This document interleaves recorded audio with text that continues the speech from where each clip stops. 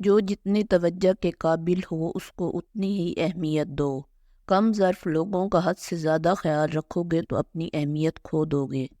ہمیشہ چار دیواری میں رہنے والی لڑکیوں کے عشق سے ڈرو۔ انہیں دنیا نہیں دیکھنی ہوتی، وہ جسے چاہتی ہیں وہی ان کی دنیا ہوتی ہے۔ اکثر اوقات سچ کڑوا نہیں ہوتا، سچ بولنے کا انداز کڑوا ہوتا ہے۔ ہم سچ بولنے کے ساتھ ساتھ دراصل دوسروں کو ذلیل کر رہے ہوتے ہیں اور توقع رکھتے ہیں کہ ہماری ذلیل کرنے کی حرکت کو صرف سچ ہی سمجھا جائے۔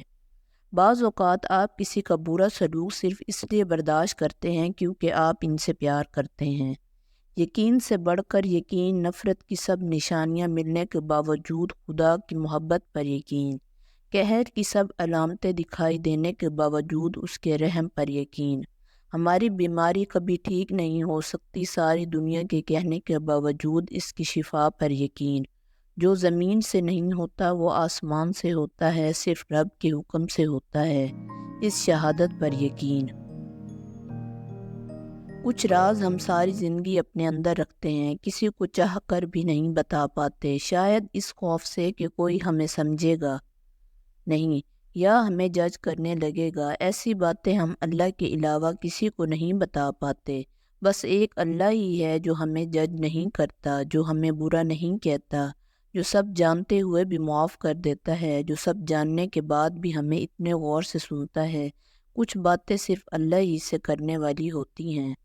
جو لڑکیاں میکہ بساتی ہیں وہ کبھی بھی اپنا گھر نہیں بسا سکتی۔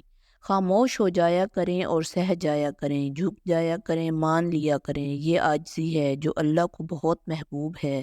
بندہ جب بااختیار ہوتے ہوئے خاموش ہو جاتا ہے تو اللہ کی نظر میں معتبر ہو جاتا ہے۔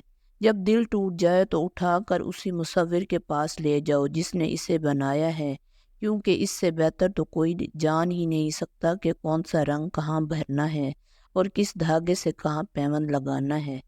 جب آپ کو معلوم ہو جائے جسے آپ چاہتے ہیں اس کے لیے آپ پہلی ترجیح نہیں تو لڑنا بند کر دیں، کیونکہ اس احساس کے آگے اذیت کی ندیاں بہتی ہیں۔ جب تک انسان دوسرے کی جگہ پر کھڑا نہ ہو تب تک اسے پوری بات سمجھ نہیں آتی۔ چیخو پکار انسان کے وقار میں کمی کا باعث بنتی ہیں۔ لوگوں کو اپنی خاموشی سے خوف زدہ کرنا سیکھو۔ آپ اپنے آپ کو ماضی کا قیدی نہ بناؤ، وہ زندگی کا سبق تھا، کوئی عمر بھر کی سزا نہیں۔ کسی کی بدتمیزی سے مت گھبرائیں، وہ بس اپنا تعارف کرواتے ہیں۔ سمجھداری اسی میں ہے کہ آپ انہیں پہچان کے آگے چل دیں۔ محبت لباس نہیں جو روز بدلا جائے، محبت کفن ہے پہن کر اتارا نہیں جاتا۔ اشفاق احمد کہتے تھے کہ محبت کسی کے لیے اپنی جان قربان کرنا نہیں ہے، کیونکہ یہ جان تو اللہ کی امانت ہے۔ ہمارے پاس محبت تو کسی کی رضا اور خوشی کے لیے اپنی رضا خوشی قربان کرنے کا نام ہے۔ عورت کو تیز بننا پڑتا ہے اور بننا بھی چاہیے، ورنہ لوگ عورت کو اس کی کمزوری سمجھ کر فائدہ اٹھانے میں دیر نہیں لگاتے۔ دانش بھری عورت وہ ہوتی ہے جو گردش کے راستوں پر چلتی ہے اور اپنے دکھڑے کسی کو نہیں سناتی اور نہ ہی کسی کے سامنے روتی ہے۔ زندگی کے حسین لمحات واپس نہیں آتے، لیکن اچھے لوگوں سے تعلقات اور ان سے وابستہ اچھی یادیں دلوں میں زندہ رہتی ہیں۔